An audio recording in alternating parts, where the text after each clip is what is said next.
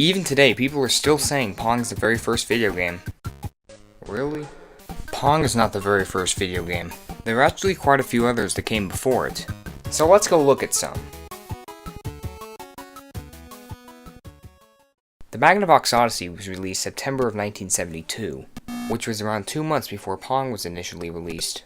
One of the games on the Magnavox Odyssey, game number 1, was very similar to Pong.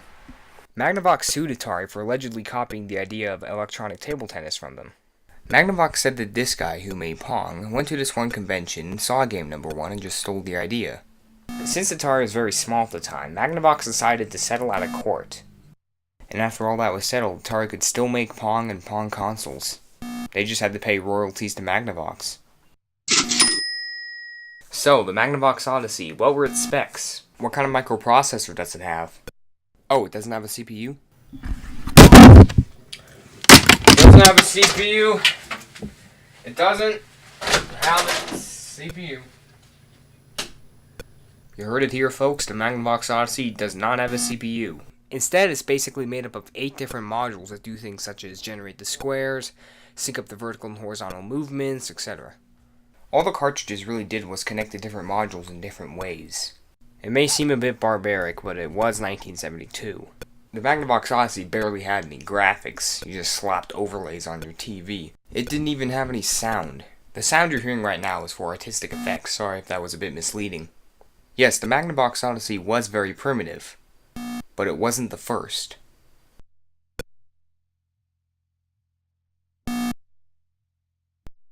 This next one I just threw in here because why not? It's called Galaxy Game and is the second commercially available video game. But that's a big deal, right? All it really was a remastered coin-operated version of an earlier game, which I will be mentioning later, and only 2 prototypes were made. But first let's talk about Computer Space. It was the first commercial video game made by the man himself, and it was essentially just made up of a bunch of electrical circuits. Yes, electrical circuits. Just like the Odyssey, no CPU. Well, the best way I can explain it is, you know, snap circuits where like you snap the circuits or whatever, and like you can make logic gates and stuff. Somebody made a game out of that. But why make a game out of something that's essentially snap circuits? Well, this game was released back in 1971. Back in the day, it was really expensive to make one fancy computer with a CPU and everything, let alone thousands. Now enough of that, let's talk about gameplay. You play as a ship trying to shoot down 2 UFOs. That's it. I mean, yeah, the sound was obnoxious and the control scheme was a bit weird, but it was the first of its kind. But we can go further back. Space War was developed in 1962 for the program Data Processor 1. The PDP-1 consisted of a typewriter, a CRT display, a control panel, and the rest of the whole computer situation. Basically, the computer. Instead of data being stored on a floppy disk or magnetic tape, data was instead stored on punched tape. Here's how it worked. The punched tape would go through the machine would read it, and depending on what was written, a program would either run or data would be displayed. One day, a couple of MIT programmers developed Space War on their PDP unit. As seen in the simulation where I forgot to move the mouse away from the middle of the game consisted of 2 spaceships and a black hole. And whoever shoots the other guy first is the winner, I guess? I mean, there's no real scoreboard, like, once the other guy gets shot, they instantly respawn, so... Here, I'm showing a simulation that's running the original game code in Java. Now at this point, I'd like to mention Galaxy Game again. Remember how I said it was just an arcade version of another video game?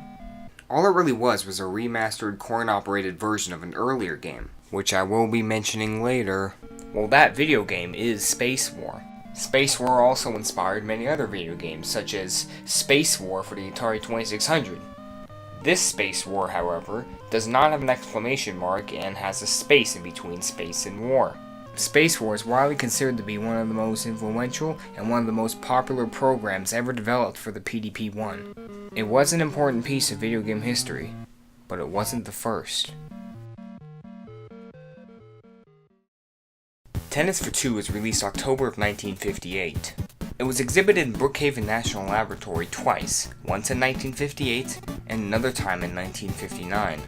There are very few surviving photographs of the game, since the game was dismantled after the 2 exhibitions. The only thing left of the game are just 3 recreations. But how will people see that they're playing tennis? I mean, this was 1958 after all. Composite video was only invented 2 years ago. But what are you gonna do, use a TV? That's for watching television. Well, it was being developed on one of these. You can just use that thing and make it move back and forth to simulate tennis. No, that's too simplistic. Now what they ended up using was an oscilloscope. I mean, it does make the most sense. Even though it was built on an analog computer and displayed on an oscilloscope, it was revolutionary. On both these exhibitions, people lined up to play it. The lines went out the building. The game was pretty much forgotten in history until the 1980s, where some lawyers found out that it actually existed. Despite this, it paved the road for a new video game industry, but that doesn't mean it was the first. Everyone's definition of a video game is different, which is why it's so hard to pinpoint which one is the first. My definition of a video game, however, is an interactive entertainment medium with actual computing behind it and an electronic display that's more complicated than just a bunch of light bulbs. So if I'm following these rules, then I guess the first video game is OXO. It was developed for the electronic delay storage automatic calculator. Well, it was a really old computer. It wasn't really a computer either, it was just a really big calculator. A really big calculator that happened to have a display, and could run programs. You know, like a calculator. The display showed a bunch of dots that were used to display data. Then some guy figured out that you can move around those dots to display a tic-tac-toe board, and instead of using that dial to insert numbers to be calculated, you could instead use that dial to determine the position of where you wanted your X to be. Now some of you may be angry about me choosing this as the world's first video game. What about Birdie the Brain? That did have some circuitry behind it, but the problem is the display was just a bunch of light bulbs. If you can't program more than anything that has an X or an O in it, then it's not really a video game. Well, what about the cathode ray tube amusement device? Are you kidding me? That thing didn't have any computing. Even if there was some way to exactly pinpoint what video game was the first video game, why would we care? Sure, these were the start of it all, but why can't we just let these things be forgotten in history? It's not like it hasn't happened before. Remember Tennis for Two? If it wasn't for some lawyers in the 80s trying to take down Magnavox, nobody today would have known or cared what that was. I mean, some early games are pretty much totally forgotten. So forgotten I couldn't even mention them. So why can't the same happen to Space War or Tennis for Two? My phone's around 10,000 times more powerful than these things. Why can't we just let them go? I find that the answer is quite simple. As one finds more bits and pieces, they yearn not for a clearer history but a great story.